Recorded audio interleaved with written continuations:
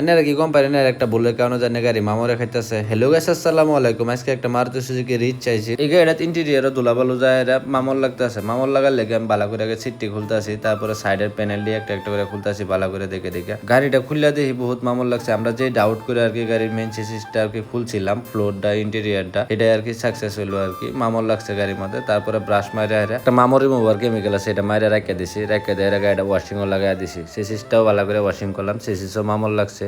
চেসিসটা ভালো করে ওয়াশ করে আর চেসিস পেন মারবার লেগে আর কি গাড়িটা রেডি করলাম। রেডি করার পরে যে 3M এর চেসিস পেন যেটা আছে এটা আমি অ্যাপ্লাই করা স্টার্ট করলাম। এরকম একটা জায়গা নাই, সব জায়গায় আর কি চেসিস পেনটা মারা হয়েছে। তারপরে যে ইন্টেরিয়ারটা হয়েছে, ইন্টেরিয়ারটা যে মামা রেখেছেন, তারপরে ইন্টেরিয়ারও আমি পেন মারতেছি। ইন্টেরিয়ারও পেন মারার রিজন এটা নাহলে আবারই মামা রাইব, এটার লেগে আর কি ইন্টেরিয়ারটা তো ভালো করে পেন মারছি।